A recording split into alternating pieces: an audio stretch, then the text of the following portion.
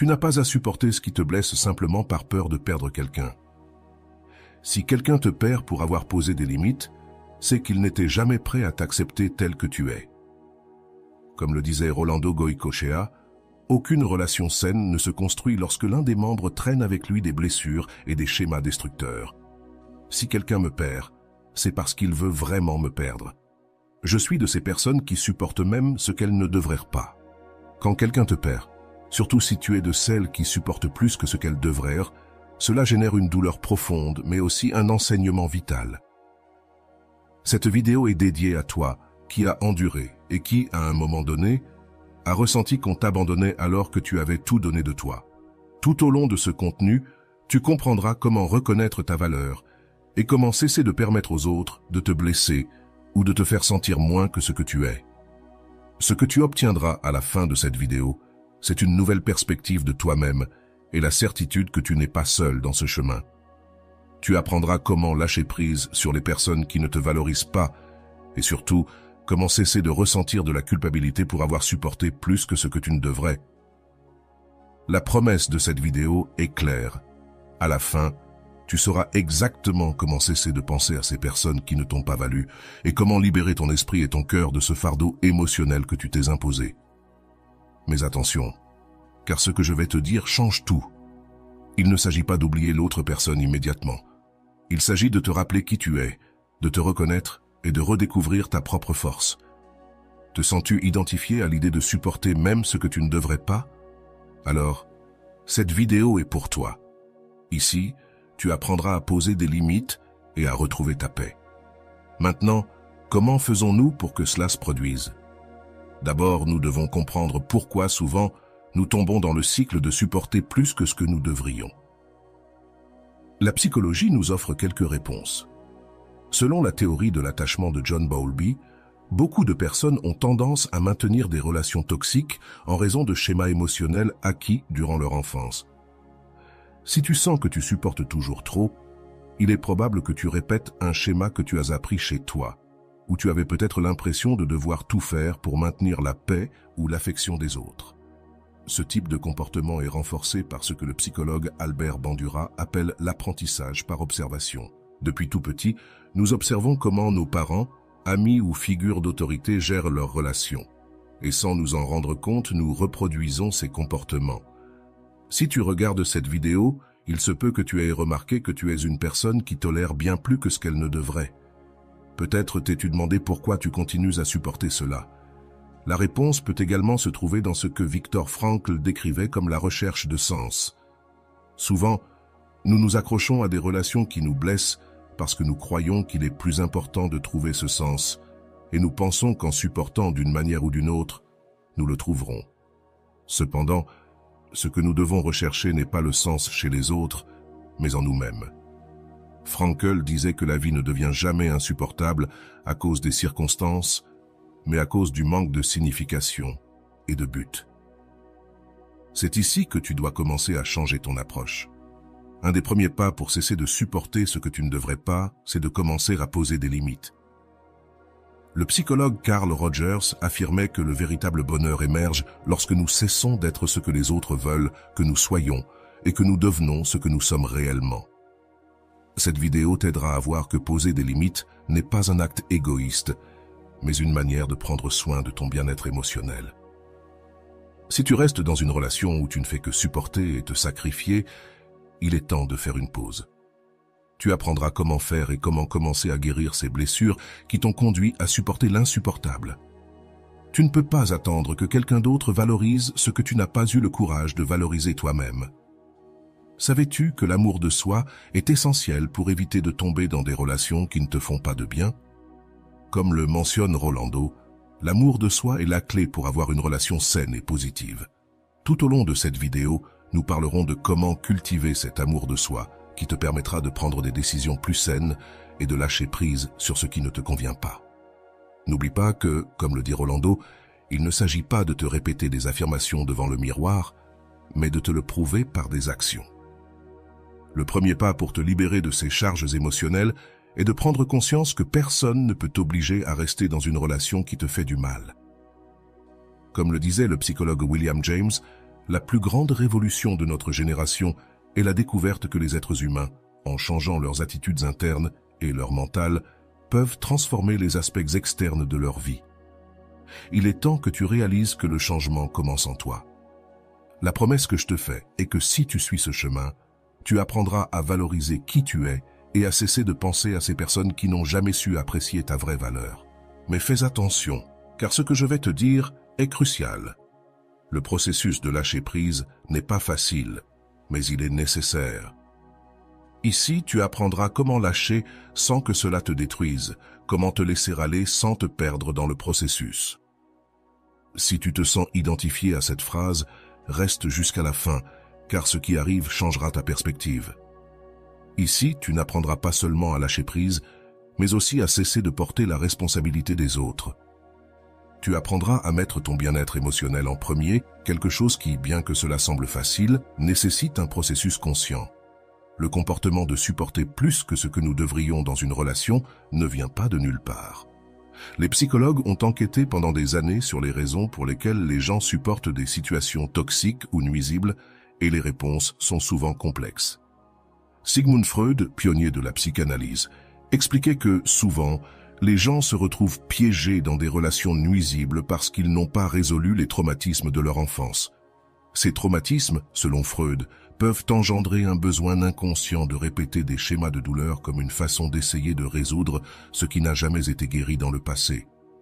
Ce comportement de s'accrocher à ce qui fait mal a également été exploré par Jung, qui parlait de l'inconscient collectif et de la façon dont certains archétypes, comme celui du héros ou de la victime, peuvent influencer notre conduite. Jung affirmait que beaucoup de gens se voient comme des héros qui doivent sauver ou supporter des situations difficiles pour accomplir un but supérieur, sans se rendre compte qu'ils répètent un cycle destructeur. Dans ce sens, cesser de supporter et lâcher prise implique de reconnaître que tu n'as pas besoin d'être le sauveur de qui que ce soit. Erich Fromm, quant à lui, soulignait dans son œuvre que l'amour ne doit pas être une relation de sacrifice constant. Fromm indiquait que l'amour authentique doit être basé sur la réciprocité et le respect mutuel.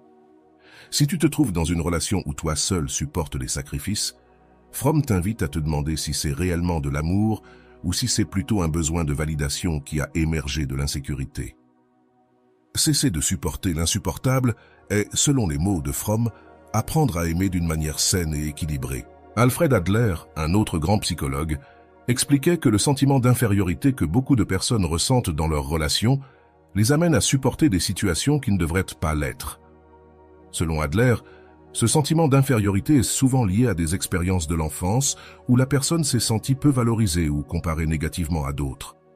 Surmonter cela implique de reconnaître ta propre valeur et de ne pas permettre à quiconque de te faire sentir inférieur. Adler disait « Peu importe ce que tu as fait, l'important est ce que tu choisis de faire maintenant. » C'est un point clé que Rolando aborde également dans ses réflexions. Rolando mentionne qu'aucune relation saine ne se produit lorsque, au moins, l'un des membres porte en lui des blessures et des schémas destructeurs. Cela implique que si tu as supporté plus que ce que tu devrais dans une relation, il est probable que vous deux soyez en train de lutter avec des blessures non résolues. Au lieu de continuer à supporter, le premier pas est de guérir ces blessures et d'apprendre à lâcher ce qui ne te fait pas de bien. Mais, comme le souligne Rolando, guérir ne consiste pas seulement à fermer des portes, mais aussi à en ouvrir de nouvelles. Dans son conseil de lâcher prise et de clore des cycles, Rolando invite à prendre les rênes de ta propre vie et à te permettre d'avancer sans rester piégé dans ce qui te fait du mal. « J'aime ma vie. J'aime qui je deviens jour après jour », dit-il dans l'une de ses phrases. C'est ce type d'amour de soi que nous devons cultiver pour cesser de supporter ce que nous ne devrions pas. Lorsque nous parlons de guérir et de laisser aller, Viktor Frankl est un auteur essentiel à considérer. Frankl, survivant de l'Holocauste et auteur de L'homme à la recherche de sens, affirmait que, même dans les pires circonstances, nous pouvons trouver un sens à notre vie. Si tu as supporté plus que tu ne devrais, il est possible que tu cherches un sens dans la relation ou chez la personne erronée. Frankl disait que l'homme s'auto-réalise dans la même mesure où il s'engage à réaliser le sens de sa vie. Ne laisse pas le sens de ta vie dépendre du fait de supporter quelqu'un d'autre. En poursuivant avec d'autres contributions de la psychologie, Carl Rogers, l'un des fondateurs de la thérapie centrée sur le client, parlait de l'importance de l'auto-acceptation. Rogers disait que seulement lorsque nous nous acceptons tels que nous sommes, nous pouvons vraiment grandir et changer. Si tu te retrouves à supporter ce que tu ne devrais pas, demande-toi si tu t'acceptes toi-même ou si tu sacrifies ton bien-être pour essayer d'être ce que l'autre personne veut que tu sois. Laisser aller implique également de s'accepter et de se valoriser tel que l'on est. Rolando Goycochea l'explique très clairement lorsqu'il dit que l'amour de soi ne consiste pas à se répéter des affirmations devant le miroir, mais à se le prouver par des actions concrètes. Supporter l'insupportable n'est pas de l'amour de soi. Si vous restez dans une relation qui vous fait du mal, vous devez vous demander si vous vous montrez de l'amour par vos actions. Arrêter de supporter implique de prendre des mesures concrètes qui vous rapprochent d'une vie plus pleine et libre de souffrances inutiles. Un autre psychologue qui a beaucoup contribué à ce sujet est Martin Seligman, qui a développé la psychologie positive.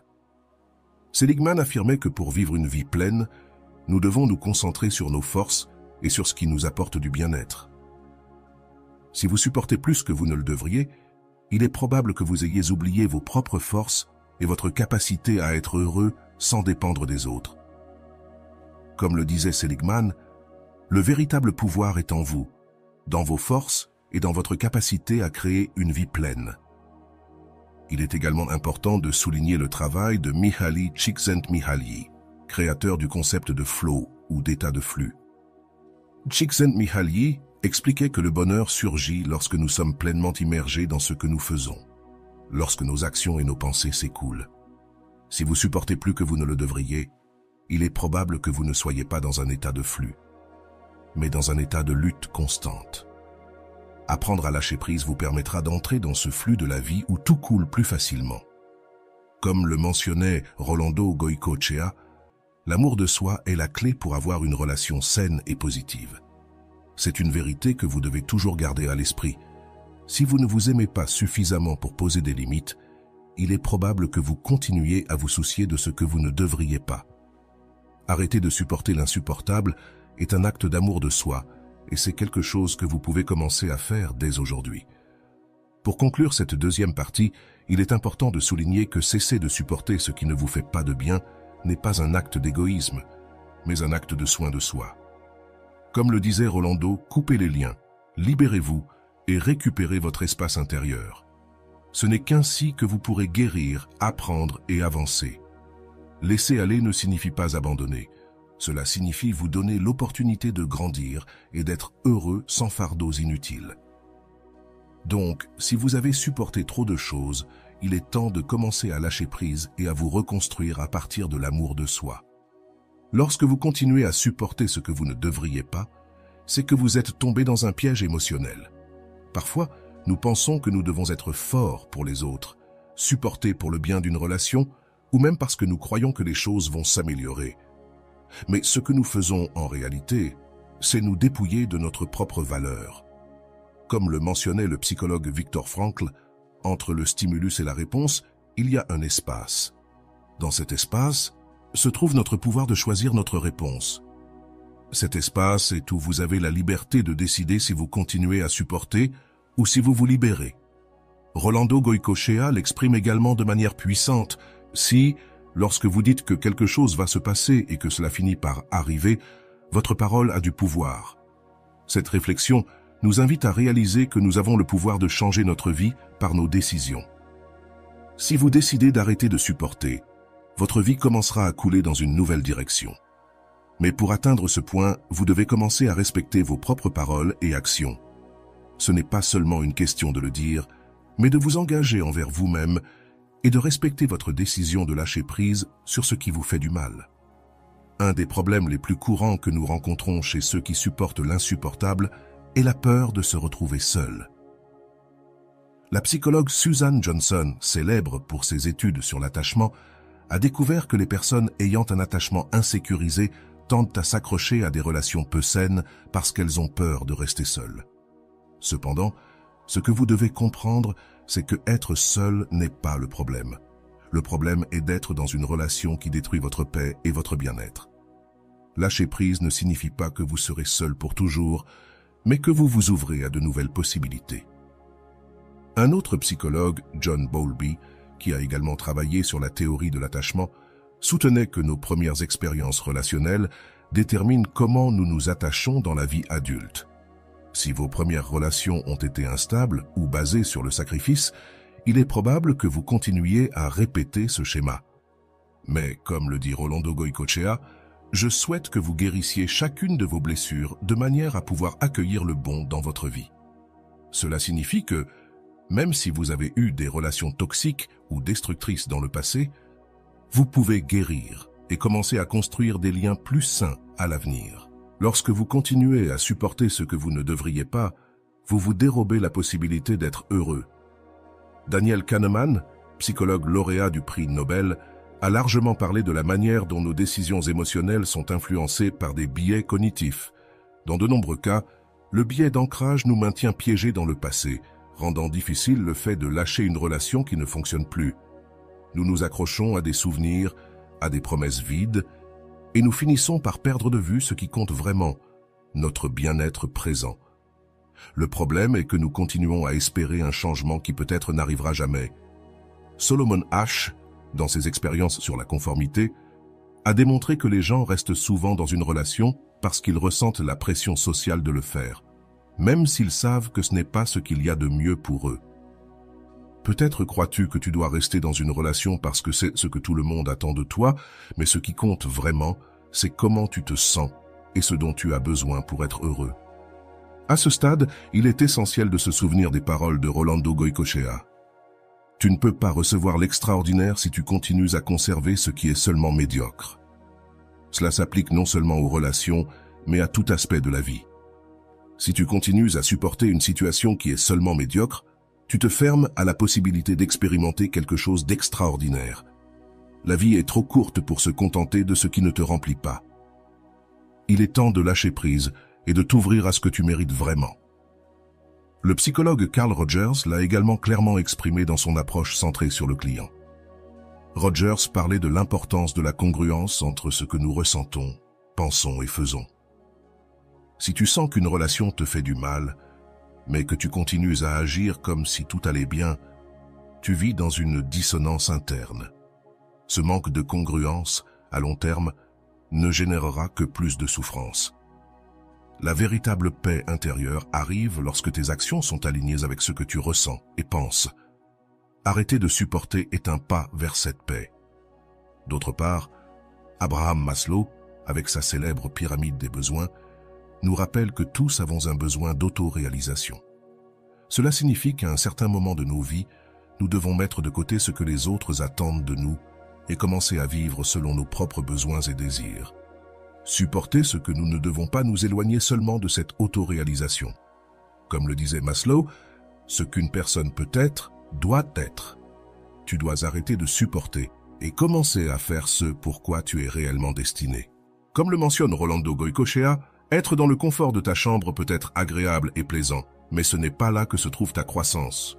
Supporter ce que tu ne dois pas, c'est comme rester dans une chambre confortable qui t'empêche de grandir. Lâcher prise implique de sortir de cette zone de confort et de t'exposer au monde, en sachant que, même s'il y a des défis, ce qui t'attend dehors est bien mieux que ce que tu laisses derrière. Un outil utile que tu peux utiliser pour commencer à lâcher prise est le mindfulness, ou pleine conscience. Jon Kabat-Zinn, l'un des principaux exponentiels du mindfulness, explique que la pleine conscience nous permet de vivre dans le présent et de lâcher les pensées et émotions qui nous maintiennent piégés dans le passé. Si tu te trouves à supporter plus que ce que tu devrais, la pleine conscience peut t'aider à te concentrer sur le présent et à laisser aller tes préoccupations sur ce qui aurait pu être. Une autre technique qui peut être utile est la thérapie cognitivo-comportementale, TCC. Aaron Beck, créateur de la TCC, affirmait que nos pensées influencent nos émotions et nos comportements. Si tu restes dans une relation qui te fait du mal, il est probable que tu sois piégé dans un cycle de pensées négatives qui t'empêche de voir clairement. La TCC peut t'aider à restructurer ses pensées et à prendre des décisions plus saines. Il est important de ne pas sous-estimer le pouvoir de tes décisions. Comme le disait Albert Bandura, psychologue connu pour sa théorie de l'apprentissage social, les personnes ne sont pas simplement des produits de leur environnement, elles peuvent changer leur environnement. Cela signifie que tu n'es pas condamné à continuer à supporter ce que tu ne dois pas. Tu as le pouvoir de changer ta situation et de prendre des décisions qui te libèrent et te rapprochent d'une vie plus pleine. Rappelle-toi que la vie est un flux constant. Comme le mentionnait Mihaly Csikszentmihalyi, le bonheur arrive lorsque nous sommes dans un état de flux, pleinement immergés dans ce que nous faisons. Supporter ce que nous ne devons pas interrompt ce flux, créant une résistance constante. Pour retrouver le flux avec la vie, tu dois apprendre à lâcher ce qui ne te sert plus et à t'ouvrir à de nouvelles opportunités. Tu dis que quelque chose va se passer et cela finit par arriver. Ta parole a du pouvoir. C'est une invitation à prendre le contrôle de ta vie. Ne laisse pas les circonstances décider pour toi. Si tu sens que tu ne peux plus continuer à supporter, dis à haute voix ce que tu vas faire et tiens ta promesse. C'est ça, l'amour de soi, et c'est ce qui te mènera vraiment vers une vie meilleure. En résumé, lâcher prise sur ce qui ne nous fait pas de bien est un acte de courage et d'amour de soi. À travers les enseignements de différents psychologues et les réflexions de Rolando Goycochea, nous pouvons apprendre que nous ne sommes pas obligés de continuer à endurer. La vie est trop courte pour vivre dans la médiocrité. Il est temps de lâcher prise, de fermer des cycles et de s'ouvrir à l'extraordinaire. C'était un jour gris et nuageux, le genre de jour qui reflétait parfaitement comment se sentait Myriam à l'intérieur. Elle supportait depuis des années l'insupportable dans une relation qui, à toutes les lumières, n'avait aucun avenir. Pourquoi restait-elle là? Même elle ne le savait pas avec certitude. Peut-être était-ce la peur de la solitude, l'habitude, ou simplement l'espoir qu'un jour les choses changeraient. Mais la vérité était que rien ne changeait. Et pendant ce temps, sa vie était piégée dans un cycle d'insatisfaction et de douleur. Son partenaire, Daniel, n'était pas une mauvaise personne au sens strict, mais cela faisait longtemps qu'il avait perdu tout sens du respect et de la réciprocité. Myriam était devenue quelqu'un qui supportait toujours les mauvaises réponses, les absences émotionnelles, les affronts publics et, pire, l'indifférence. Elle se trouvait à justifier chacun de ces moments, se disant à elle-même que Daniel avait des problèmes, qu'il traversait un mauvais moment ou que c'était simplement ça, l'amour.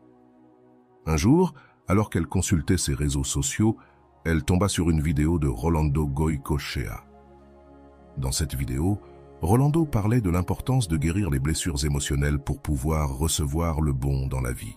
« Je souhaite que tu guérisses chacune de tes blessures de telle sorte que tu puisses recevoir le bon dans ta vie », disait-il avec une conviction qui résonnait dans son âme. Pour la première fois depuis longtemps, Myriam s'arrêta pour réfléchir à ce qu'elle faisait vraiment de sa vie. Les paroles de Rolando résonnaient encore dans son esprit. Tu ne peux pas recevoir l'extraordinaire si tu continues à conserver ce qui est à peine moyen.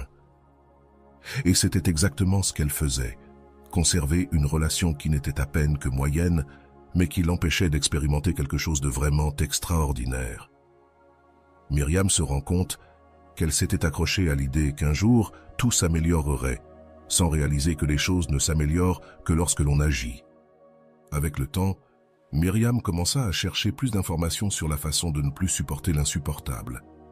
Elle lut sur la théorie de l'attachement de John Bowlby et Mary Ainsworth, comprenant que son attachement insécurisé l'avait maintenue piégée dans des relations dysfonctionnelles toute sa vie.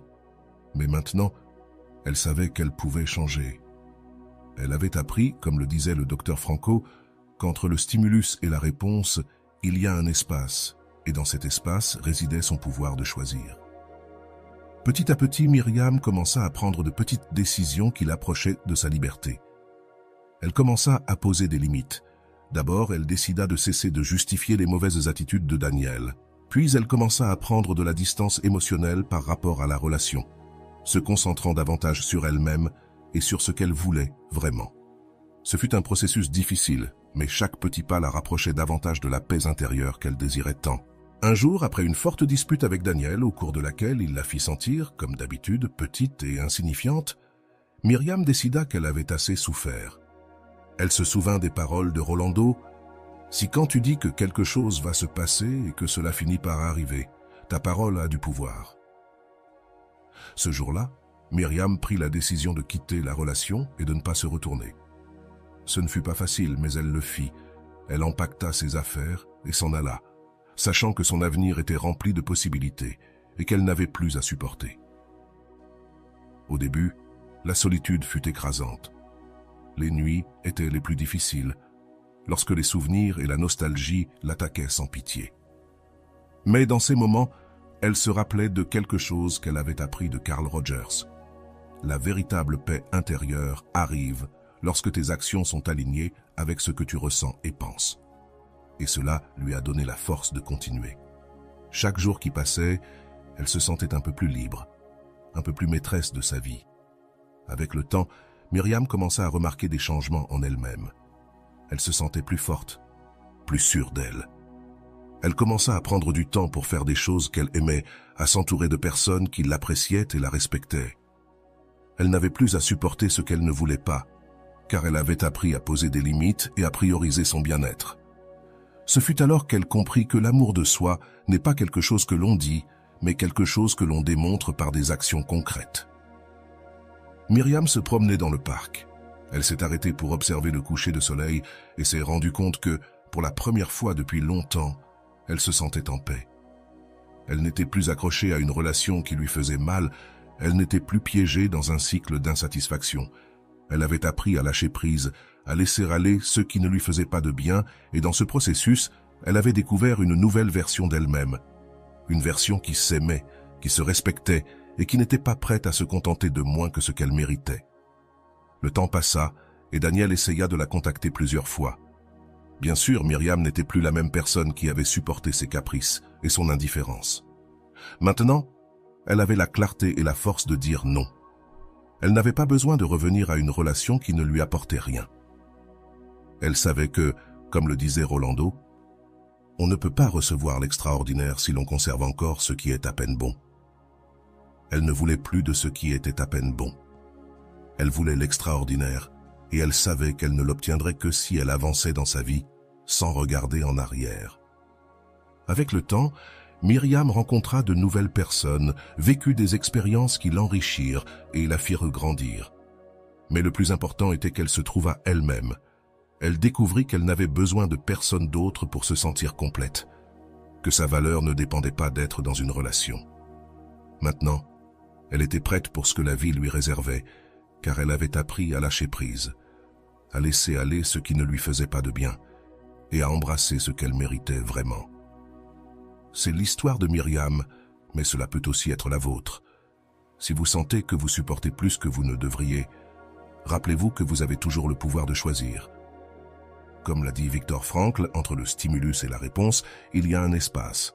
Dans cet espace se trouve votre liberté, et c'est dans cet espace que vous allez décider ce que vous voulez vraiment pour votre vie. Et surtout, n'ayez pas peur de lâcher ce qui ne vous fait pas de bien.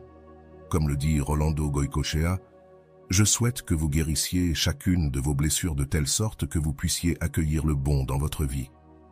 Le voyage de Myriam vers sa libération et son empowerment personnel est un exemple clair de ce que signifie prendre le contrôle de sa vie et cesser de supporter l'insupportable.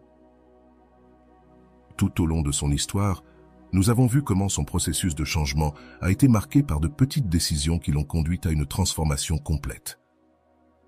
Comment pouvons-nous décomposer ce processus et en tirer des leçons pour l'appliquer dans notre propre vie?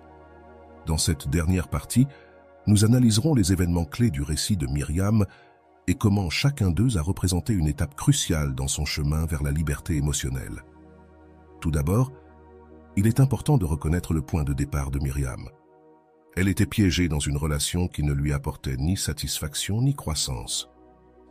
Souvent, lorsque nous sommes dans des situations similaires, nous nous sentons paralysés par la peur ou l'habitude.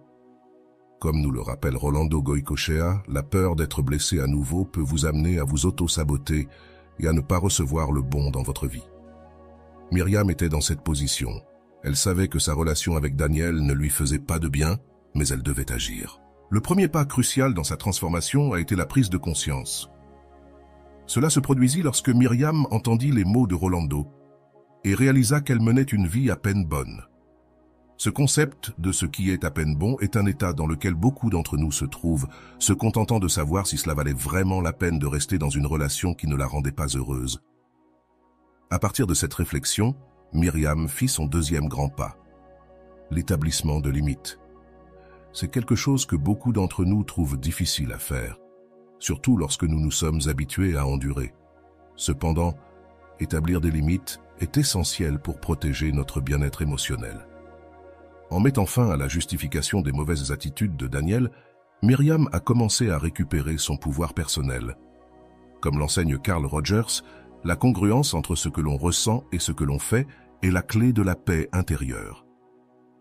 En posant des limites, Myriam a commencé à s'aligner avec ce qu'elle ressentait vraiment et ce qu'elle désirait pour sa vie. Un autre aspect crucial du processus de Myriam fut sa capacité à lâcher prise. C'est peut-être l'un des éléments les plus importants de sa transformation. Les étapes les plus difficiles dans tout processus de changement.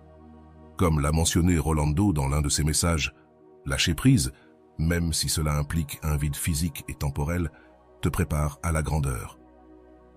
Myriam, en laissant partir la relation avec Daniel, a ressenti ce vide et cette solitude que nous essayons souvent d'éviter. Mais c'est à ce moment-là qu'elle a trouvé l'opportunité de se reconstruire et de s'ouvrir à de nouvelles expériences. Le processus de lâcher prise n'implique pas seulement de mettre fin à une relation, mais aussi d'abandonner les schémas mentaux qui nous ont maintenus piégés. Myriam, en étudiant la théorie de l'attachement de Bowlby, a compris que son attachement insécure avait été l'une des principales causes de son comportement dans des relations passées. En prenant conscience de cela, elle a pu travailler sur la guérison de ses blessures et sur la construction d'un nouveau modèle de soi, un modèle plus sûr et plus sain. Ce type de connaissance de soi est essentiel pour pouvoir avancer sur une base solide. Le prochain grand pas dans le processus de Myriam a été d'apprendre à se prioriser elle-même. Pendant longtemps, elle avait mis les besoins de Daniel au-dessus des siens. Mais à la fin, elle a compris que son bien-être devait être sa priorité. En se concentrant sur ce qui la rendait heureuse, sur ses passions et ses rêves, Myriam a commencé à se sentir plus complète. C'est l'un des plus grands apprentissages que nous pouvons tirer de son histoire. Nous ne pouvons pas attendre que quelqu'un d'autre nous fasse sentir complets. Cette plénitude doit venir de l'intérieur. Au cours du processus, nous avons également vu comment Myriam a commencé à s'entourer de personnes qui la valorisaient et la respectaient. C'est une étape clé dans tout processus de guérison. Souvent, nous nous accrochons à des relations toxiques parce que nous croyons ne pas mériter mieux. Cependant, en changeant notre environnement et en nous entourant de personnes qui nous soutiennent, nous pouvons commencer à voir notre propre valeur avec plus de clarté. Cela a été un grand changement pour Myriam, qui est passée d'une personne qui supportait l'insupportable à une personne qui savait ce qu'elle méritait et n'était pas prête à se contenter de moins. Un autre aspect important a été la façon dont Myriam a géré la solitude. Au début, la solitude peut sembler effrayante, mais en réalité, c'est une opportunité pour se reconnecter avec soi-même. Myriam a utilisé ce temps pour réfléchir, guérir et reconstruire sa vie sous une nouvelle perspective. Comme le mentionnent de nombreux psychologues, la solitude ne doit pas être vue comme une punition, mais comme une opportunité pour la croissance personnelle. Un des moments les plus révélateurs de l'histoire de Myriam a été lorsque, après tout son processus de guérison, Daniel a tenté de revenir dans sa vie. C'est une situation que beaucoup d'entre nous rencontrent lorsque nous nous libérons enfin d'une relation toxique, la tentation de revenir. Cependant, Myriam avait appris à se valoriser suffisamment pour dire non. C'est un exemple puissant de ce que signifie avoir de l'amour-propre et savoir que l'on mérite plus. Enfin, le grand accomplissement de Myriam a été qu'elle n'avait plus besoin d'une relation pour se sentir complète. Elle avait découvert que sa valeur ne dépendait pas d'être avec quelqu'un d'autre, mais de la façon dont elle se traitait elle-même. C'est le message clé que nous pouvons tirer de son histoire. Le véritable amour-propre ne dépend pas de facteurs externes, mais de la manière dont nous nous valorisons et prenons soin de nous-mêmes. L'analyse de l'histoire de Myriam nous laisse plusieurs leçons importantes. Premièrement, que le changement ne se produit pas du jour au lendemain, mais que chaque petit pas compte. Deuxièmement, que mettre des limites et lâcher ce qui ne nous fait pas de bien est essentiel pour notre croissance personnelle. Et en troisième lieu, que l'amour-propre est une décision que nous devons prendre chaque jour. Tu peux aussi suivre ce chemin si tu te trouves dans une situation similaire à celle de Myriam. Souviens-toi que tu as toujours le pouvoir de choisir et de changer ta vie pour le mieux. Maintenant que tu as vu comment Myriam a pu transformer sa vie, c'est à ton tour d'agir. Quelles étapes vas-tu prendre pour arrêter de supporter l'insupportable et commencer à vivre avec liberté et amour-propre? Comme le disait Rolando Goycochea, Aimer ta vie et être le capitaine de ton propre destin est le plus grand acte d'amour-propre que tu puisses faire. Alors, prends le contrôle de ta vie et fais les changements nécessaires pour vivre en paix et en bonheur. Aujourd'hui, nous avons parcouru un voyage profond et transformateur qui nous enseigne l'une des leçons les plus puissantes sur la valeur de l'amour-propre et l'importance d'établir des limites dans nos vies. À travers l'histoire de Myriam, nous avons pu observer comment une personne peut être piégée dans une relation ou une situation qui ne lui apporte ni croissance ni bonheur, et comment, avec la bonne introspection et les bonnes décisions, il est possible de se libérer et de commencer à vivre une vie plus pleine et satisfaisante. La première chose que nous avons apprise est la pertinence de prendre conscience de ce que nous tolérons. Souvent, par peur ou habitude, nous continuons à supporter des situations qui nous font du mal, que ce soit dans une relation, au travail ou dans tout autre aspect de nos vies. Myriam nous montre que cette première étape, reconnaître ce qui ne va pas, est clé pour tout processus de changement. Nous ne pouvons pas avancer si nous n'identifions pas ce que nous devons laisser derrière nous. Dans ce processus, il est fondamental d'apprendre à lâcher prise, un acte souvent accompagné de peur, d'incertitude ou même de douleur. Comme dit Rolando, « Soldat te prépare pour la grandeur ». Ce concept, nous l'avons vu clairement lorsque Myriam a décidé de s'éloigner d'une relation qui la faisait se sentir petite et qui ne lui offrait pas le respect qu'elle méritait. Cet acte de soldat lui a permis d'ouvrir de nouvelles portes dans sa vie. Bien qu'au début, elle ait ressenti le vide de la solitude, un autre point clé est le pouvoir d'établir des limites. Les établir n'est pas un acte égoïste, mais un acte d'amour-propre. Apprendre à dire non lorsque quelque chose nous fait du mal ou simplement ne nous apporte rien est fondamental pour protéger notre paix et notre bien-être. Myriam n'a pas compris que, en mettant fin à ses justifications et en acceptant qu'elle méritait plus, elle a commencé à recouvrer sa propre valeur. Cet acte est l'un des plus grands gestes d'amour envers soi-même. La transformation de Myriam nous rappelle également l'importance de nous entourer de personnes qui nous valorisent et nous soutiennent. Souvent, l'environnement dans lequel nous nous trouvons peut influencer notre perception de nous-mêmes. Si nous sommes entourés de personnes qui ne nous valorisent pas, nous risquons de ne pas voir notre propre valeur. Mais comme Myriam, nous pouvons décider de changer notre environnement et de chercher ceux qui nous respectent et nous apprécient pour ce que nous sommes. Un autre grand apprentissage est que l'amour-propre n'est pas une destination, mais un processus continu. Ce n'est pas quelque chose qui s'atteint du jour au lendemain, mais chaque petite décision que nous prenons pour nous prioriser nous rapproche d'une vie pleine. Myriam nous enseigne qu'alors que le chemin peut être difficile et parfois douloureux, la récompense est immense. La paix et la liberté de savoir que nous sommes suffisants tels que nous sommes. Enfin, cette histoire nous rappelle que nous n'avons besoin de personne d'autre pour nous sentir complets. Le voyage vers l'amour propre est profondément personnel, et à la fin, la véritable satisfaction provient de la façon dont nous nous traitons et nous valorisons nous-mêmes. Myriam ne s'est pas seulement libérée d'une relation nuisible, mais elle a découvert que la clé de son bonheur se trouvait en elle-même, et non en quelqu'un d'autre. Et voilà, j'espère que vous avez trouvé beaucoup de valeur dans cette vidéo. Merci d'être resté jusqu'à la fin de cette vidéo. J'adore quand vous faites ça. Si vous en voulez plus, vous pouvez écrire en commentaire « J'en veux encore plus ». J'espère vous revoir dans une autre vidéo.